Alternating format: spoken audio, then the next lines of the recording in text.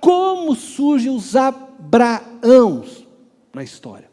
Nós vimos como surgem os Abrãos. Está cheio de Abrãos espalhado por aí.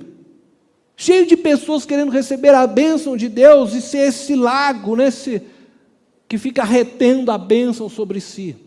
Mas como é que surgem os Abraãos? Aí é diferente. Os Abraãos são os Abrãos que responderam ao toque da graça de Deus, que aceitaram caminhar rendidos ao senhorio de Jesus Cristo, a quem o Pai entregou toda a autoridade. Do chamado de Gênesis 12, ao encontro que Deus tem novamente com Abrão em Gênesis 17, passaram-se 24 anos. Neste período de 24 anos, Abrão viveu muitas experiências ao lado de Deus, onde a sua fé foi amadurecendo, seu conhecimento do Deus Criador foi aumentando e a sua confiança no caráter de Deus foi sendo desenvolvido. E desta forma, aquele Abrão, um lago, se tornou uma represa. Se torna então Abraão, pai de muitos. Nós chegamos a Deus pela graça dele, o Espírito Santo vem, ele nos convence do pecado, da justiça, do juízo, ele nos mostra e nos revela Cristo Jesus, mas eu preciso agora abraçar essa fé, e eu preciso desenvolver a minha fé, para que eu me torne um Abraão, um pai de muitos, e não apenas um homem abençoado, não apenas um homem que busca ter um nome ilustre, não apenas um homem ou uma mulher que queira ser exaltado, mas eu quero sim produzir vidas, e muitas vidas, quero ser pai de muitos. Então tem algumas características que eu quero destacar para que você se torne um Abraão. Quem sabe uma mãe, né? De muitos, né? Pai de muitos. E aí nós vamos olhar para a vida de Abraão e nós vamos destacar algumas coisas. Primeiro, obediência. Deus disse para Abrão sair de sua terra. Ele o fez. Ele obedeceu. Não existe discípulo de Cristo se não houver obediência.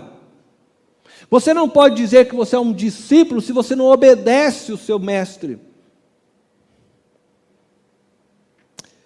Você pode conhecer muito sobre Jesus, muito mesmo, até mais do que eu e mais do que qualquer pessoa desta igreja. Pode ter estudado os melhores livros teológicos, ter tido aula com os melhores mestres, né, de teologia. Mas se você não obedece o que Jesus diz, você nunca será seu discípulo. E quando Abrão decide obedecer, ele tem que sair da sua terra, da casa dos seus pais. E eu quero dizer para você que se você não sair da sua estagnação espiritual, da sua comodidade mental e material, você não irá se mover em direção ao novo de Deus, que Ele tem para você. Você não irá experimentar o extraordinário com Deus, como Abrão experimentou na sua jornada e caminhada. Não irá viver aventuras que te tornem maduros na fé e que produzem em você maior confiança no caráter de Deus. Porque a tribulação, as dificuldades na caminhada, ela produz perseverança. A perseverança, ela produz em nós esperança, que produz em nós confiança. Porque na medida que eu caminho, vou vendo Cristo agir em mim, e realizar em mim, e por mim, mais eu vou conhecendo do meu Deus, mais o meu caráter também vai sendo trabalhado por Deus, e mais eu conheço do caráter de Deus, e mais eu vou crer. E aí eu vou poder dizer, eu sei em quem tenho crido. Cristãos bem-sucedidos ouvem e obedecem a palavra de Deus. Cristãos mal-sucedidos ouvem, mas não obedecem a palavra de Deus. Preferem ser guiados pelo que acham e não pelo que a palavra diz a ele. Muitas pessoas estão estagnadas na vida espiritual, porque não ousaram dar o primeiro passo, simplesmente obedecer. Passam a vida toda tentando viver na certeza. Eu poderia citar pessoas ao longo da minha caminhada com Cristo. Porque lá no passado, quando Deus me chamou para o ministério, eu ousei largar tudo e caminhar, sem entender muito bem o que Deus tinha para fazer e como ia ser feito. Mas eu fui.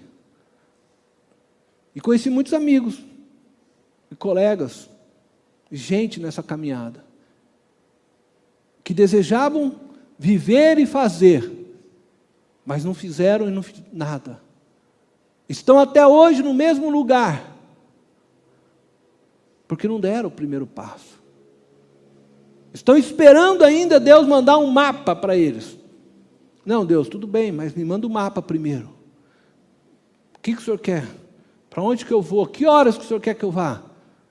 Me diz o que eu tenho que levar. Quando você receber de Deus uma palavra, querido, vai, confia. Porque na medida que você começar a dar passos, Deus vai dar passos com você. Porque Deus quer aqueles que confiam, que creem, porque fé é isso. Eu vou, Senhor. Não sei ainda, eu não entendi, eu fiz isso. Você precisa fazer isso. Mas se você ficar esperando, não, deixa, o anjo vai vir aqui, quando o anjo me der toda a carta explicada, eu vou, não. Deus não fazia isso. Você acha que Abraão sabia? Não sabia nem para onde ir. E Abraão não esperava que ia ter seca no caminho, ele não esperava que ia ter que parar no Egito, nada disso estava nos planos. E Deus vai fazendo e vai conduzindo. Ele é Deus, confia. Segunda coisa, disposição em compartilhar a bênção. Se você quer se tornar um Abraão, deixar de ser apenas um abençoado por Deus, mas ser um abençoador, você precisa ter disposição em compartilhar as bênçãos. Deus disse para Abraão que o tornaria grande, que o exaltaria, mas que ele deveria ser bênção para todas as famílias da terra. E ele assim o fez. Deus nos abençoa para que possamos abençoar. Deus nos chama para sermos abençoadores e não apenas abençoados. Contudo, muitos querem ser Abrão, não querem se tornar Abraão. Estão felizes em ser Abrão. Querem ser exaltados, querem ser grandes, querem ser abençoados, mas não desejam se tornarem pai de muitos, não desejam se tornarem abençoadores. Abrão foi generoso com Ló, seu sobrinho, deu o dízimo de tudo que possuía ao rei de Salém e sacerdote, Melquisedeque. Deus não concede bênçãos em Cristo Jesus para nós, para nos tornarmos grandes, com um fim em nós mesmos, mas para que o seu nome seja engrandecido através de nossas boas obras. Deus nos abençoa para que sejamos abençoadores. Deus quer transformar Abrãos em Abraãos. Ele quer te abençoar, para que você abençoe a sua família, seus amigos, seus vizinhos, sua igreja. Ele quer que você seja bênção, bênção, e não apenas um abençoado, mas que você seja bênção, que você favoreça todas as pessoas que estão ao seu redor. E a terceira coisa, para que você se torne um Abraão, e eu estou chamando isso, de conservação da graça de Deus. Uma coisa interessante, eu não li aqui hoje com vocês, mas depois vocês podem ler, é que lá em Gênesis, depois de Abraão receber então a orientação de Deus para sair da casa, da sua terra, da casa de seus pais, e diz que ele desce, ele obedece e começa uma jornada. E nessa jornada, aonde Abraão parou, ele construiu altares para Deus.